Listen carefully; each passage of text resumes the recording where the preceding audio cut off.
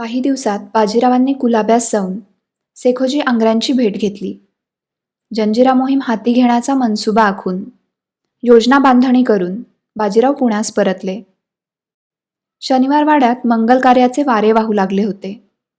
लग्नाचा मुहूर्तही निघाला होता. बाजीरावांचं अलीकडे अनेक संध्याकाळी राजरोसपणे कोथरूडच्या हवेलीत जाणं होत होतं. मस्तानीच्या धुंद स्वरात हरवून जाण्याच्या बेहोशीने रायांच्या उमद्या मनास भुरळ घातली होती. कोथरूडच्या हवेलीत रायांचे 1-2 मुक्कामही झाले होते. काशीबाईंचे संवेदनशील मन आता हेलावू लागले होते. एखाद्या गोष्टीस आपल्या बुद्धीने प्रमाण मान्यता दिली तरीही ती प्रत्यक्ष अनुभवणं त्याहून किती वेगळं असतं याचा काशीबाईंना अनुभव येत होता. कल्पना आणि वास्तव यामधल्या खोलीचा थांग लागत नव्हता.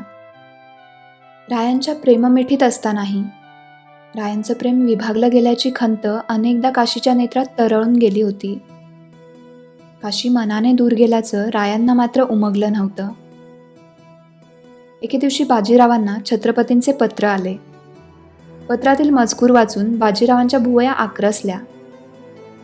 बाजीरावांनी सिद्दी अब्दुलचा मुलगा सिद्दी रेहमान याच्याशी संधान साधले होते. रेहमानला बापाच्या गादीवर बसायचे होते. यात बाजीरावांनी मदत केली तर जंजिराची सूत्र तसेच रायगडचा ताबाही देण्यास रेहमान तयार होता.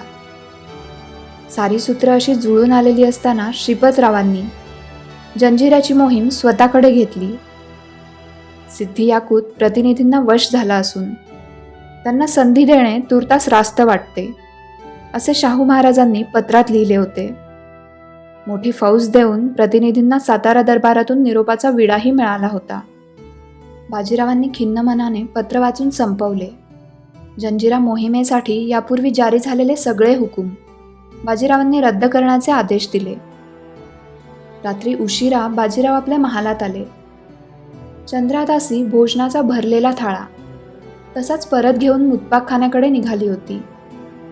जोत्याच्या पायऱ्या चढत असताना बाजीरावांची नजर त्या अर्धवट झाकलेल्या थाळ्याकडे गेली. हे काय, काशीबाईंचा उपवास आहे की काय? बाजीरावांनी विचारले. चंद्रादासी हिरमुसल्या चेहऱ्याने म्हणाली, उपवास नाही, पण बाईसाहेब अशात कैक वेळा पंक्तीस जात नाही. थाळा मागवला तर तोही परत पाठवतात. मग पुढे काही बोलता बोलता चंद्रा मध्येच थांबली. गोरामोरा चेहरा करून ती निघून गेली. विचारात गर्क होऊन बाजीराव महालात आले. त्यांची नजर 4 खोल्यांमध्ये फिरली, परंतु तिथे काशीबाई नव्हत्या. महालातील लाकडी जिना चढून बाजीराव वर गेले. हळुवार पावलांनी त्यांनी पोपटी खांबाच्या महालात प्रवेश केला. समोरच मंचकावर पाठमोऱ्या बसलेल्या काशीबाई त्यांना दिसल्या. धीमी पावलं टाकत बाजीराव मंचकाजवळ गेले. दालनातील विविधांगी आकर्षक चित्रांपेक्षा आणि कलाकुसर केलेल्या धातूच्या मूर्तींपेक्षा चित्रवत स्तब्ध असलेली काशीची मूर्ती अधिक आकर्षक दिसत होती. विपुलकेशा काशीबाईंनी आपले घनदाट कुरळे केस डाव्या खांद्यावरून पुढे मोकळे सोडले होते. कधी नव्हे ते त्या मोठ्या पोत्याचे दागिने लायल्या होत्या. नथही आकाराने मोठी माणिक मोत्यांनी जडावलेली दिसत होती. खिडकीतून बाहेर आकाशात विखुरलेल्या चांदण्याकडे काशीबाई एकटक पाहत होत्या. बाजीराव गिरदीवर जवळ येऊन बसले तशा काशीबाई भानावर आल्या.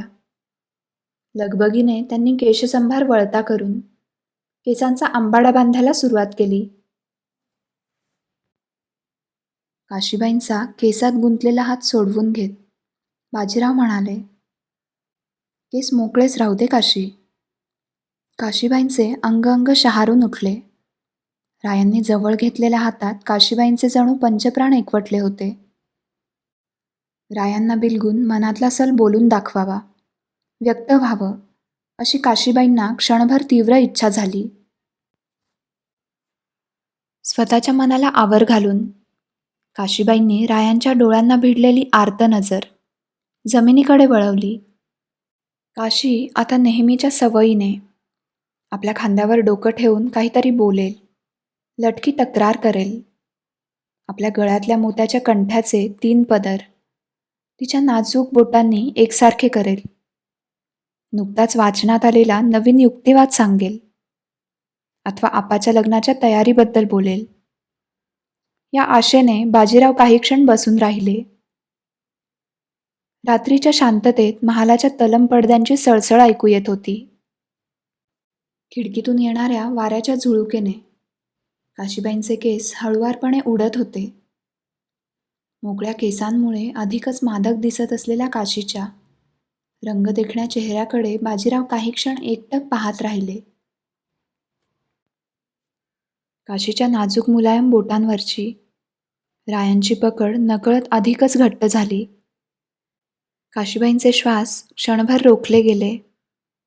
दुसऱ्याच क्षणी निर्धाराने रायांच्या हातातला हात सोडवून घेत काशीबाई म्हणाल्या, आम्हाला नीज अनावर झाली आहे.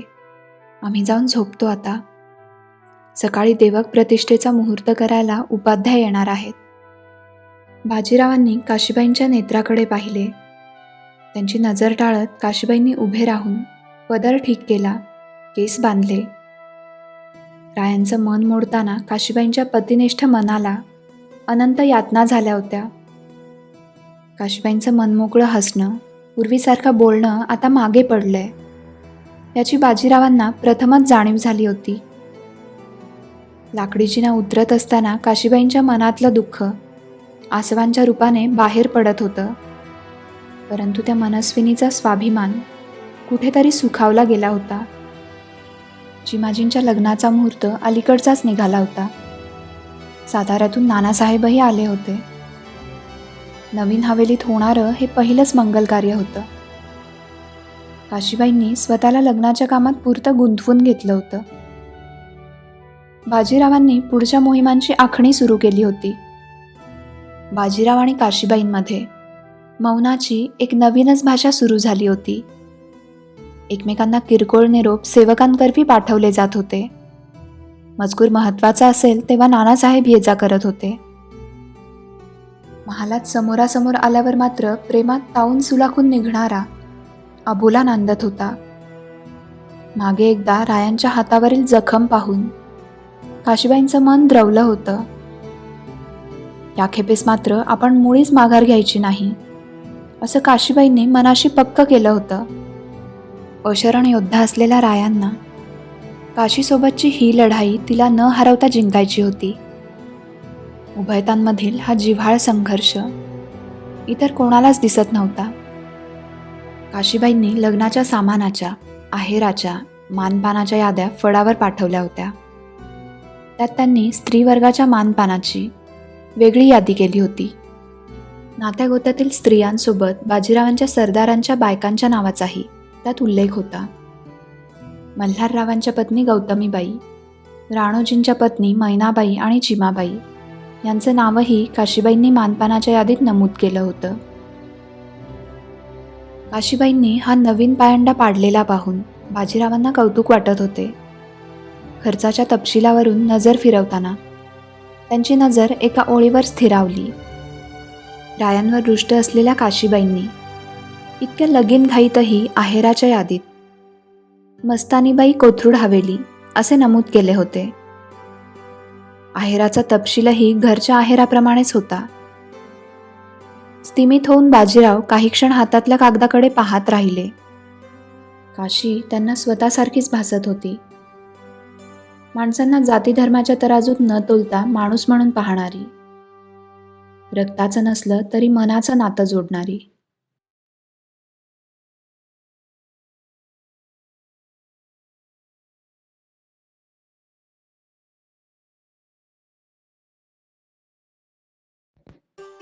चिमाजींचे लग्न थाटामाटात पार पडले होते. लग्नाच्या निमित्ताने छत्रपती आणि राणीसाहेबांचे पाय थोरल्या वाड्यास लागले होते. सारे शिरस्ते पार पडले होते. सर्व अतिथींची सन्मानाने बोळवणही झाली होती. पेशवे बंधूंच्या पट्टीच्या पुरुषार्थाने उभ्या ठाकलेल्या त्या नयन मनोहर वास्तूमध्ये अन्नपूर्णाबाईंचे थाटात आगमन झाले होते. नानासाहेब 2 दिवसांनी साताऱ्यास जाणार होते. राधाबाईंच्या महालात सायंकाळच्या वेळी सारे जमले होते. राधाबाईंनी अधिक मासाच्या निमित्ताने लक्ष दीपप्रज्वलनाचा संकल्प सोडला होता. काशीबाई ओटीवरील गालिच्यावर बसून वाती वळत होत्या. शेजारी बसून गोपिकाबाई आणि अन्नपूर्णाबाई कापसातली सरकी वेगळी करत होत्या. मधल्या चौकात नानासाहेब छोट्या सदाशिवास खेळवत होते. उभय बंधूंना परस्परांचा विलक्षण लळा लागला होता.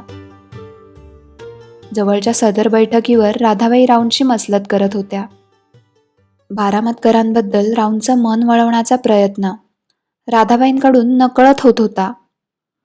बारामतकरांनी खंडणीत मिळालेला हत्ती सरकारात जमा न करता स्वतःकडेच ठेवून घेतला होता. कर्तव्यात केलेल्या अशा दिरंगाईची बाजीरावांना प्रचंड चीड होती. खुद्द मातुश्री त्यांना पाठीशी घालण्याचा प्रयत्न करत आहेत हे पाहून बाजीरावांना राग अनावर झाला. कणीदार शब्दात ते म्हणाले, मातुश्री, बारामतकर नाईक आपले जावई आहेत हे आम्हीही जाणतो, परंतु सरकारी नियमात कुचराई करण्याचा अधिकार कोणालाच नाही. दिलेल्या मुदतीत त्यांनी हत्ती सरकारात जमा करावा, अथवा आम्ही मनावर घेतलं तर हे काम काही फार मोठं नाही. बाजीरावांच्या कडाडलेल्या शब्दांनी वातावरण तंग झाले. काशीबाईंनी रायांच्या क्रोधायमान चर्येकडे एक कटाक्ष टाकला. खालमानेने त्या पुन्हा वाती वळू लागल्या. इतक्यात सेवकाने आप्पास्वामी येत असल्याची वर्दी दिली. अन्नपूर्णाबाईंची चर्या लाजेने गोरीमोरी झाली. काही वेळात प्रसन्न वदनाने चिमाजी बैठकीच्या चौकात आले. राधाबाईंना नमस्कार करून ते अधीरपणे म्हणाले, राऊ, साताऱ्याहून थैली आली आहे. जंजिरेकर सिद्धी श्रीपतरावांना भारी पडला. गोवळकोटच्या किल्ल्यात श्रीपतरावांनी शरण घेतली आहे.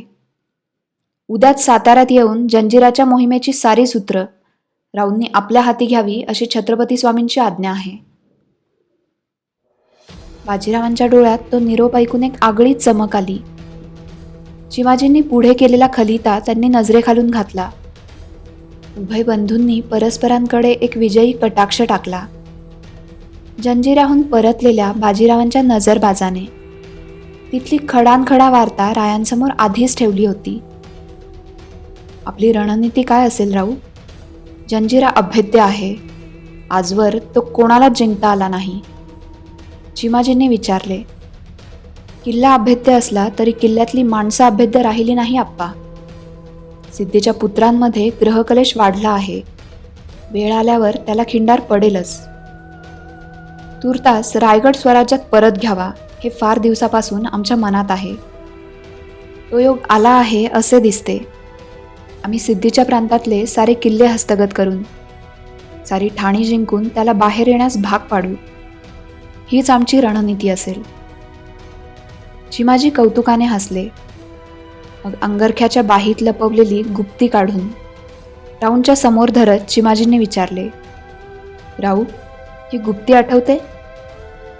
गुप्ती हातात घेत बाजीरावांनी निरखून पाहिली आणि होकारार्थी मान हलवली. चिमाजी म्हणाले, जैतपूरच्या लढाईत बंगशाच्या सरदारास या गुप्तीनेच तुम्ही यमसदनी धाडलं होतं. दावलजींनी रावसाहेबांची गुप्ती म्हणून मोठ्या शिताफीने ती रणांगणातून परत आणली. राधाबाई म्हणाल्या, साधी गुप्तीच ती, तेवढ्यासाठी जीव धोक्यात कशाला घालायचा? आप्पा म्हणाले, मातोश्री, गुप्ती साधी खरी, परंतु ज्या क्षणी राऊंनी तिचा अंगीकार केला त्या क्षणी तिचं सामान्यत्व लोप पावलं. राधाबाई विचारात पडल्या. त्यांच्या नजरेसमोर राऊंडच्या परिसस्पर्शाने अनवरस पण संपुष्टात आलेली सौंदर्यवती मस्तानी उभी राहिली होती. विचारांची तार मोठ्या कष्टाने तोडून राधाबाई बाजीरावांना म्हणाल्या, राव, ही मोहीम किती काळ चालेल? बाजीरावांनी उत्तर देण्यापूर्वी समोरच्या ओटीवर बसलेल्या काशीबाईंकडे पाहिले. खालमानेने वाती वळत असलेल्या काशीबाईंनी हातातल्या कामाला क्षणभर विराम दिला. काशीबाईंच्या स्तब्ध झालेल्या बोटांकडे एकवार पाहून काशीबाईंना स्पष्ट ऐकू जाईल अशा खड्या आवाजात बाजीराव म्हणाले, ही मोहीम फार मोठी आहे मातुश्री. आधी शत्रूच्या मुलखातली ठाणी जिंकायची, मग त्याने प्रथम चाल करण्याची वाट पाहायची रायगड ताब्यात घ्यायचा, असे अनेक टप्पे आहेत. 1 सालाचा अवधी तर निश्चित लागेल. आपली नजर वातीच्या तबकाकडे वळवून काशीबाई बाजीरावांचे बोलणे ऐकत होत्या. रायांचे 1 सालभर दर्शन होणार नाही हे ऐकताच काशीबाईंचे मन चरकले. आपणच आपल्या अहंकारास खतपाणी घालून रायांची प्रतारणा केली, अशा अनेक विचारांचा उहापोह काशीबाईंच्या मनात सुरू झाला. राधाबाईंच्या बोलण्याने काशीबाईंच्या विचारकल्लोळात खंड पडला. सुनबाई, ते वातीचं राहू द्या. शिबंदीच्या स्वारांसोबत राऊंचं सामान पाठवायचं आहे. त्यात तुम्ही जातीने लक्ष घाला. छत्रपती स्वामींची उद्याच येण्याची आज्ञा झाली आहे. राऊंना पहाटेच निघावं लागेल. काशीबाई मान हलवून उठल्या. शांत चेहऱ्याने हवालदिल होऊन निघालेल्या काशीबाईंची पावलं प्रथम गौरी महालाकडे वळली. सांज आरती करून कुलदेवतेसाठी केलेल्या होमाचा अंगारा घेऊन काशीबाई महाली आल्या. रिक्त संदुकीमध्ये प्रथम अंगाराची पुडी ठेवून त्यांनी रायांच्या एक एक वस्तू भरायला सुरुवात केली. लोखंडी जाळीदार बख्तर, मनगटीसाठी पोहचा, जरीकाम असलेले जामे, शेले, अंगरखे, चोळणे, भरजरी पागोटे, तलमसुती धोतर, जरीकाठाचे उपरणे, सारं भरून झालं. प्रत्येक चीजवस्तू बाजीरावांची राजस, उंचीपुरी मूर्ती साक्षात समोर उभी करत होती. काशीबाईंच्या कातर झालेल्या मनात अनेक आठवणींचे तार छेडले जात होते.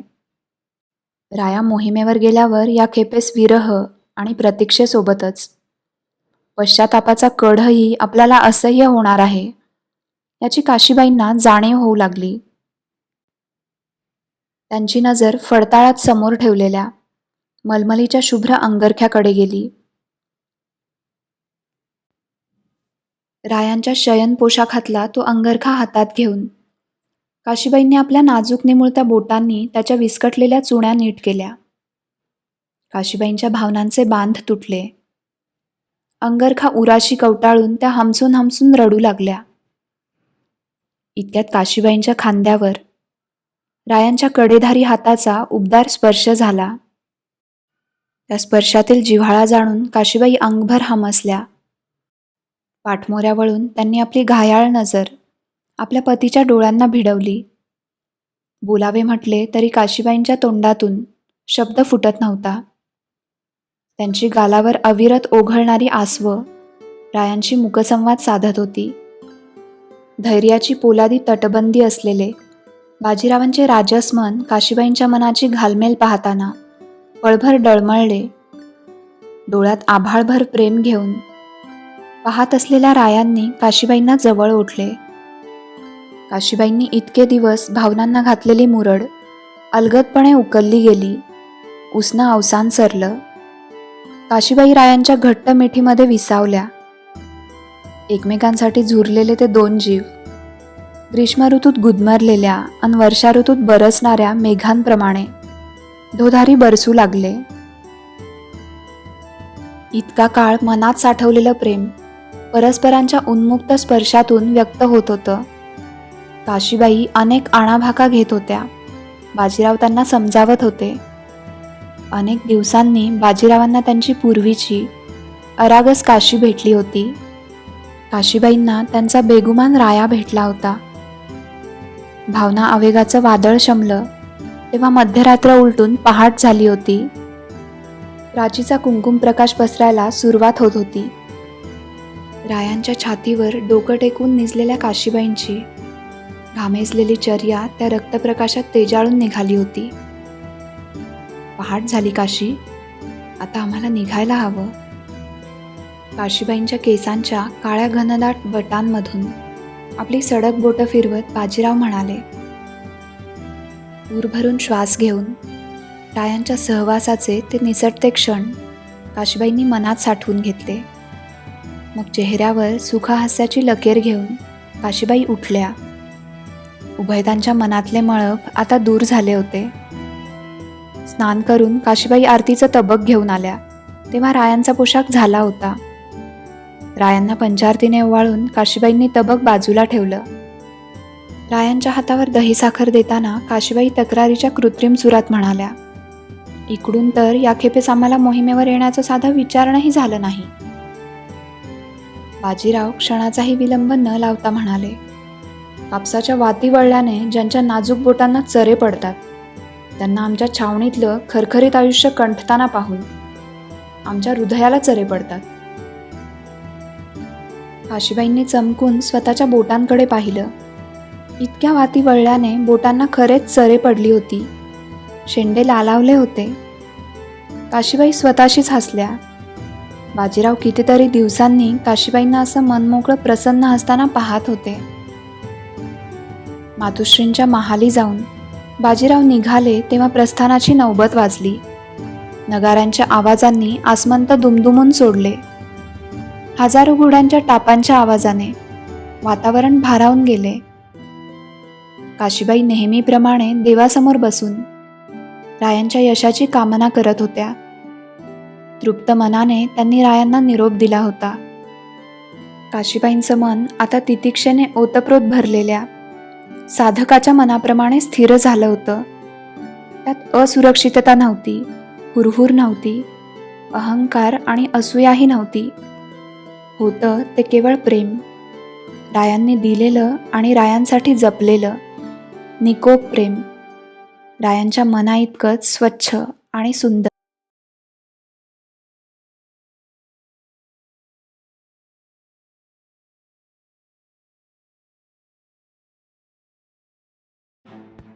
साताऱ्यात शाहू महाराजांना भेटून बाजीरावांनी जंजिऱ्याकडे प्रस्थान केले.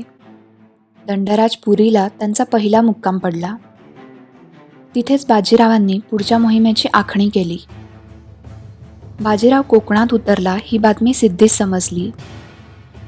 स्वतःच्याच रुबाबात मशगूल असणाऱ्या सिद्धीने प्रथम या बातमीकडे दुर्लक्ष केले. परंतु दुसऱ्याच दिवशी बाजीरावाने पालीजवळील मंडणगडावर कब्जा केल्याची बातमी येऊन धडकली. त्याच मासात बाजीरावांनी झंझावाती आक्रमणं करून बिरवाडी, निजामपूर, घोसाळे, तळे, नागोठाणे, आंतोण, अश्राधार, अष्टमी, मांडल अशी आणखी ठाणी जिंकून तिथे जरीपटका फडकवला. सिद्धी आता चांगलाच हैराण झाला होता. जिंकलेल्या ठाण्यांची व्यवस्था लावून बाजीरावांनी तातडीने सेखोजी आंग्रे आणि प्रतिनिधींची संधान साधले. एकाच वेळी प्रतिनिधींनी अंजनवेलीस, सरखेल सेखोजी आंग्रे यांनी उंदेरीला आणि आपण जंजिऱ्यास मोर्चे लावावे अशी बाजीरावांनी योजना आखणी केली.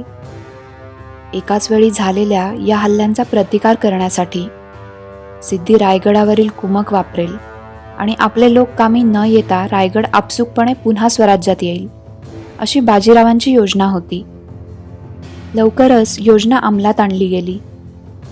एकाच वेळी झालेल्या या 3 ठिकाणच्या मोर्चे बांधणीच्या बातम्या ऐकून सिद्धी बिथरला. बाजीरावांच्या अपेक्षेप्रमाणे त्याने रायगडावरील कुमक उंदेरीकडे पाठवून दिली. अंजनवेलीस मोर्चे बांधणी करून असलेल्या श्रीपतरावांचा अहंकार दुखावला गेला होता. आपण हाती घेतलेली मोहीम छत्रपतींनी बाजीरावास दिली याचा सल त्यांच्या मनाला बोचत होता. बाजीरावांचा हुकमी अंदाज, त्यांची सैन्यावरील पकड, शत्रूवर असलेली जरब हे सारं पाहणं प्रतिनिधींना असह्य झालं होतं.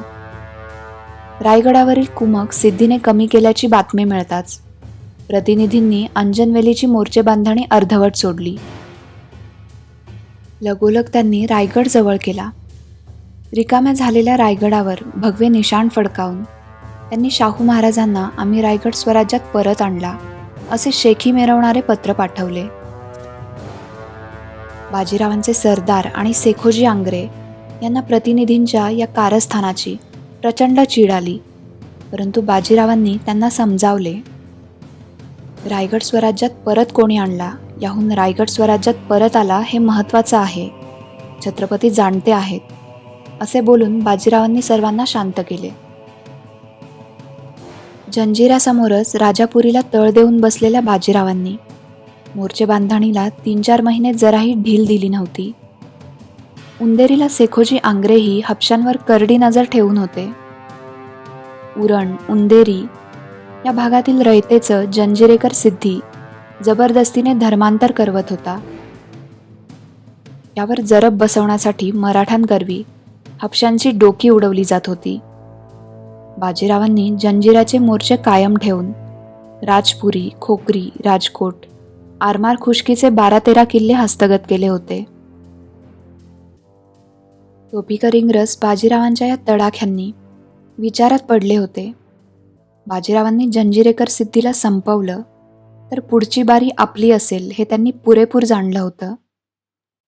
दिल्लीच्या बादशहाचं सिद्धीला मदत करण्याचं फरमान आलं आहे असा बाजीरावांना निरोप पाठवून इंग्रज सिद्धीला मदत करण्यासाठी पुढे सरसावू लागले.